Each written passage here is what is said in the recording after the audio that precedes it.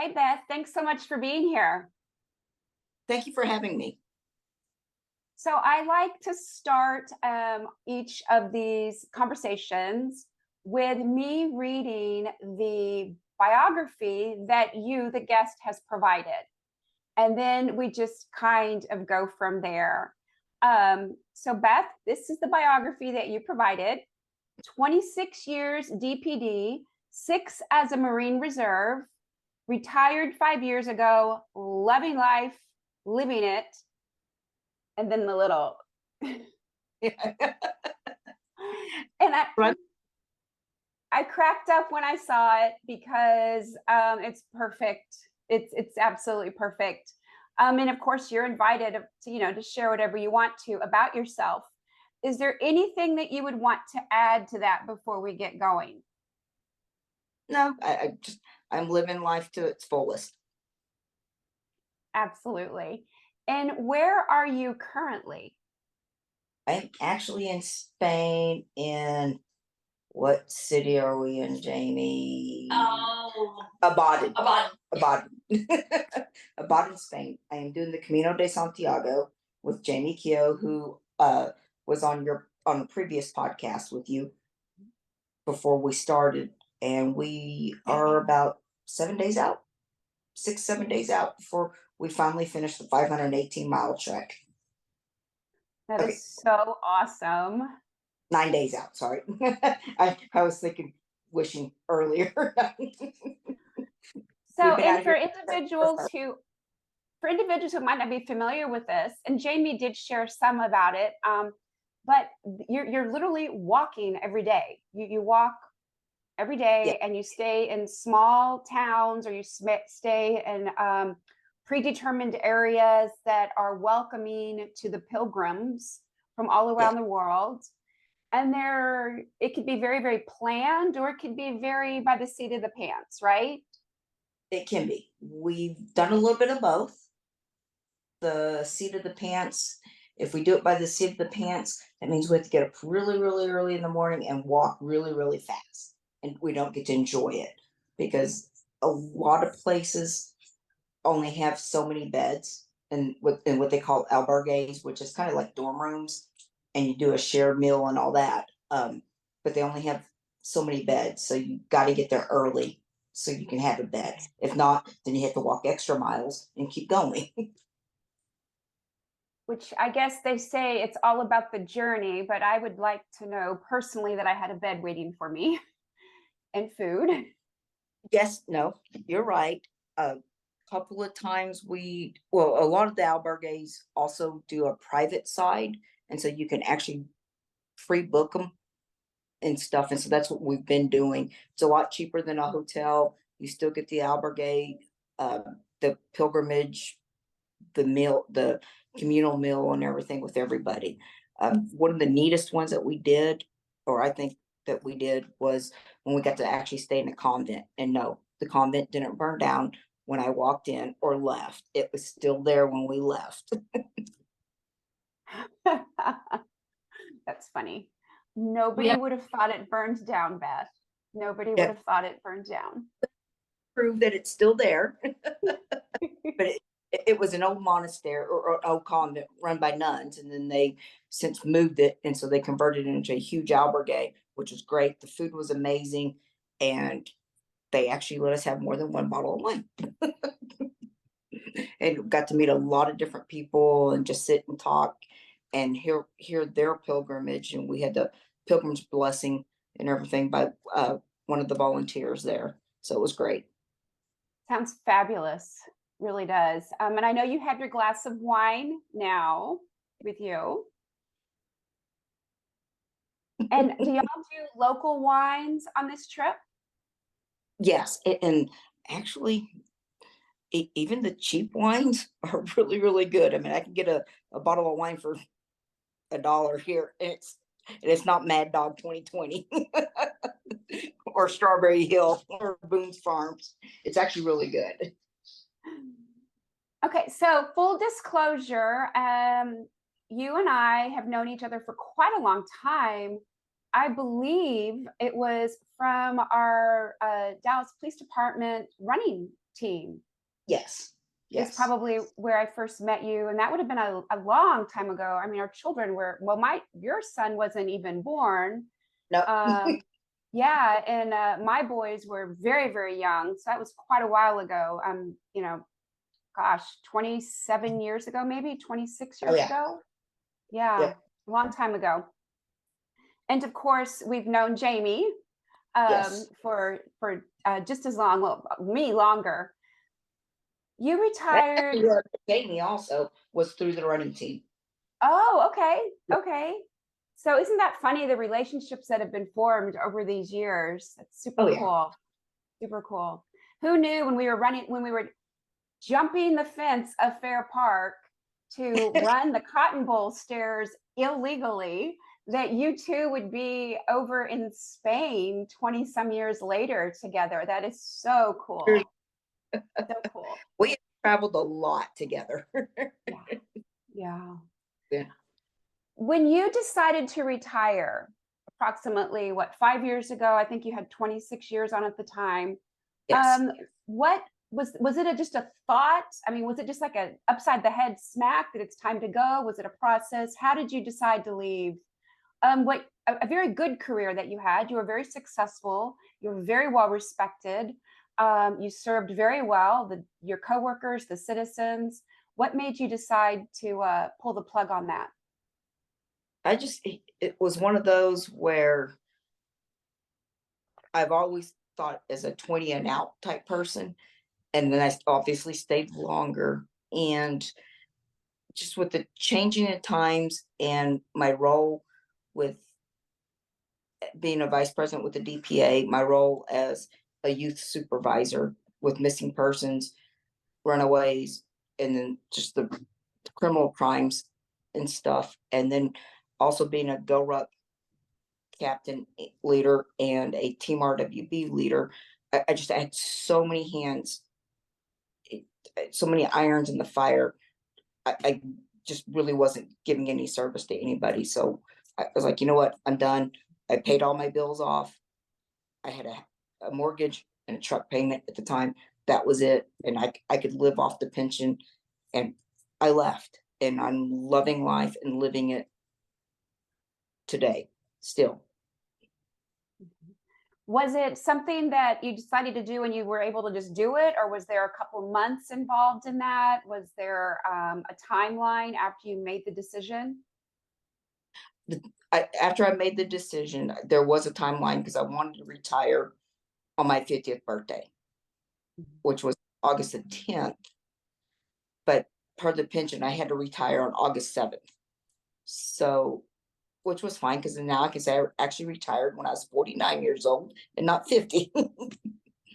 But that was the thing. I had my retirement party on my 50th birthday. Okay. And it was, I just wanted to go out on my 50th and be done with it. Have you ever looked back on that decision? Has there ever been any regret or wish you had done it differently or that you had done more? Nope, Okay. not one bit. I don't look back and regret it. I miss my friends, all the relationships I made on the department. I do keep in contact with Facebook. I know a lot of people say Facebook's for the old folk, and I guess I am an old folk, but we keep in contact through social media and stuff. And then, every now and then we get together and have a drink or have dinner and stuff. But I don't regret one bit at all. Yeah.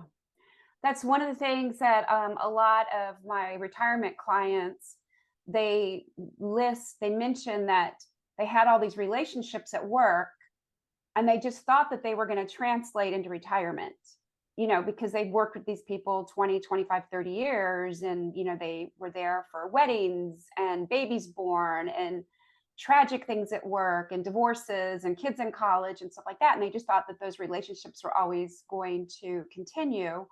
And then they realize that they don't, because they're not together all the time. They live on different sides of the Metroplex. One person's still working. But from what I've been able to see, just from what I see on Facebook and stuff, you really have done a great job of staying in contact with individuals and staying involved in things that matter to you. Did that come naturally? I think it did. I don't want to toot my own horn or anything, but I kind of look at myself as kind of the volunteer extraordinaire. And, Yeah. people like, hey, we need help on this. And I'm there no matter what. I'm always there to help. I do still sit on the board for Assist the Officer. So I am still a board member for that. And so I still stay in contact with a lot of officers, current and past, a lot of the retirees and everything. And so I'm always there. So it wasn't hard to not be involved because I always was involved, if that makes any sense. Oh, definitely. And so I'm like wired differently. I'm not much of an extrovert. I'm not on a lot of boards, or I'm not on a lot of stuff.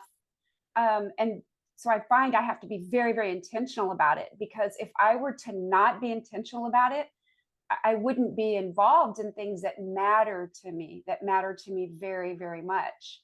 So it's very interesting for me to see individuals that do it like you've always done it, and it's going to continue. And then people like me, I have some things that I've always done and it's going to continue, but there's other things I'm getting more intentional with. And I'll be honest, time just flies by. It's always like, oh, I'm going to do that. I'm going to do that. I'm going to serve on that board, or I'm going to start doing that fundraiser, or I'm going to go to that event. And all of a sudden you realize, holy shit, I'm retired and I didn't do that. It's not that it's too late. It's not that it's too late at all, but it's just, time will pass you by. So, from where I'm sitting, I really admire individuals like you that knew early on what mattered to you, and you did it, and you've continued doing it. So thank you for doing that. Thank you very much for doing that. Now, you listed a lot of things, a lot of irons that you had in the fire. I know you're still very active in a lot of those, and even some additional things. What do you see yourself doing long term? Like another 10 years, 15 years? What do you see yourself doing? We already know that age doesn't matter. We already know that somebody who would be considered old, like us in our 50s, can still kick butt out there. Okay, I'm laughing so hard because I've described so many people on the Camino as old, and Jamie's like, they're our age, Beth. I'm like, oh, okay. And she's giving me the side eye right now. That's devastating, isn't it? It's just devastating to realize it. I don't feel like I'm that old. And the people that you said, but okay, there were people, and she was like, when she said they're really old, I was like, they're not. And she's like, they're grandmothers. And I was like, Beth, how many grandkids do you have? Which is true. Brutally honest, brutally honest. Yeah. But where do I see? I mean, I always will see myself as volunteering for Assist the Officer and Carry the Load at the bare minimum. I'm slowly backing off of Team RWB and Go Ruck, but I'm still involved with them. For the most part, I believe in what Team RWB is doing. Go Ruck, I still believe in what they're doing. I kind of don't like their direction, but I'm still a leader, and I'm going to still support them and stuff, and still hold events and all. But that might be in the next year or two. Those would be the two that will probably fall off. I will always be there for ATO and for Carry the Load. We are in a partnership with Carry the Load, so all the monies that are raised throughout the year and on the relay each year that I walk, a portion of that comes back to ATO. So I got to support. It's a no-brainer on that one. So Assist the Officer is a Dallas-based nonprofit. It started out helping Dallas police officers in the time of need, whether it was counseling or monetary, their house burnt down, or medical bills just got out of control. We would help them. Right now we help to, well, I won't go into that. But that's what we do is officers who are in time of need. They have surgery, they're out, they can't work an extra job or whatever, they can't make bills, the sole breadwinner of the house. And so we will reach out monetarily and help them as needed. We also do counseling. Um, our counseling bill is like 187,000, and we're not even at the end of the year yet. And it's not when we just don't help Dallas officers, we help Dallas firefighters, all the Metroplex first responders. And then if we get a special request, like let's say, I don't know if it was Del Rio or wherever, somewhere down on the border, an officer was shot and stuff, and we helped out their family because we got a request, and that's a board vote, but we do help everybody in the time of need if they're first responders. So it's not Dallas specifically. Carry the Load is a nonprofit organization that got started 13 years ago now, I think. And because we were year 12 this year. So we're going on year 13. And we had 2 Navy SEALs who decided, okay, Memorial Day is not just about barbecues and drinking and having fun with friends. We lost a lot of people. We need to memorialize them and stuff. And so they went to West Point and walked all the way back to Dallas. And that's what started it. They have roughly 52 partnerships right now, and they vet them heavily. We're one of them. We're one of the original partnerships with them. So all the monies that are raised are divided up equally and distributed back to their non-partner or their partner partnerships. The 93% of their funds raised through Carry the Load goes back to all the nonprofits that they're partners with. 7% goes back to all the swag or whatever that they buy and give out each year at every event. So you can't beat that. Same way with ATO, 100% of our profits go back to, we got a little bit of overhead when it comes to swag and stuff, but not much because we're all volunteers. And then the ruck thing that you do. So Go Ruck is just it was developed by or brought up by a Navy SEAL or Special Forces. I'm sorry, he wasn't a Navy SEAL.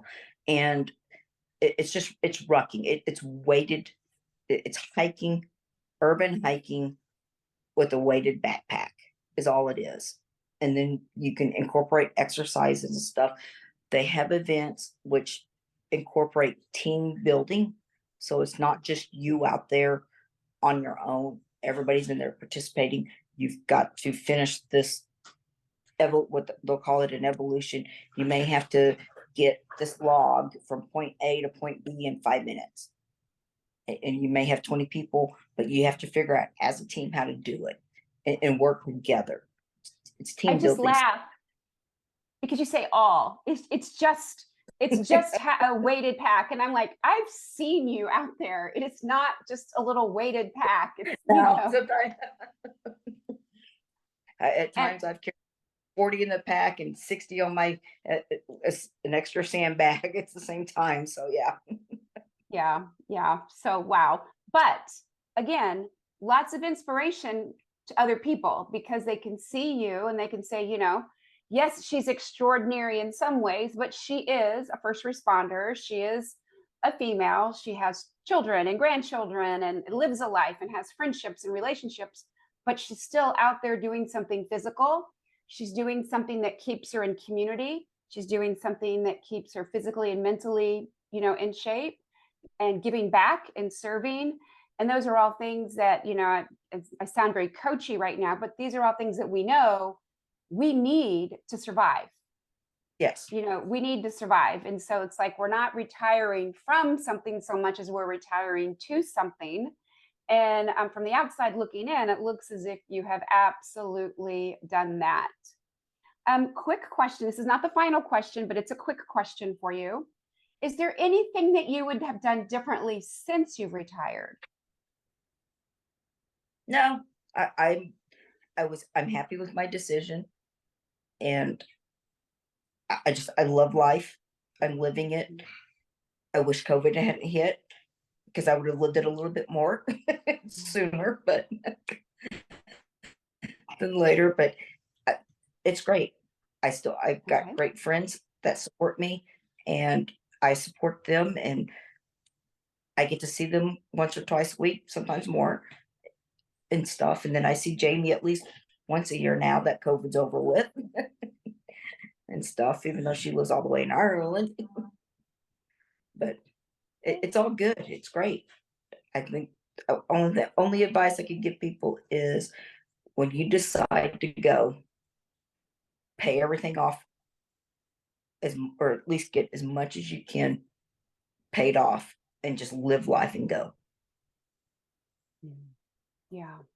So I'm not a financial advisor or anything like that, but we have facilitated the Dave Ramsey classes Yeah. at the Dallas Police Department and locally now for probably going on 12 or 15 years. And when officers come up to me, if they see me out at the grocery store or whatever, or when I go back and lead any classes for the department, that is the thing that always comes up is, thank you for helping us become debt free. And I always want to say, wait a minute, we did not make you debt free. We just plant the seed. You as the individual, or you as the spouse, in the relationship, y'all do it. But it is just, it's life changing. People are able to leave their job sooner. They're able to start a business. They're able to take care of family and all that because they've become debt free, or debt free besides the mortgage. It's just shocking how life changing that can be. And everybody who I've interviewed has said the same thing. There hasn't been anybody who hasn't mentioned that. So, Well, it takes a huge weight off your shoulders. Think of all the times you sat there, and every time you open, this was pre-email and online, but you go to the mailbox and you got a bill from Dillard's, you got a bill from Fogus, you got a bill from this, MasterCard, Visa, American Express, whatever. And you're like, how am I going to pay this? Now you don't have that. It takes a huge weight off your shoulders. It really does. I think that's just life changing in itself. so now the big question. This is the question Todd likes me to ask all of our guests. How does Beth want to be remembered? I am the badass bitch that lives life and doesn't stop, because nobody can stop me. I love it. I love it. That's exactly what I would hope to hear from you. Thank you so much. Thank you. Thank you for taking time when y'all are out on this huge, huge, huge adventure on your pilgrimage. Thank you for taking time out to do this. And I know that I look forward to hearing from you afterwards, to hear the things. I know there's shifts. Jamie's explained the shifts that happen in individuals and in your lives. So I look forward to hearing that. But thank you so much. Well, thank you for having me. And as we say on the Camino, buen Camino. Buen Camino? Yes, the good way. Buen Camino.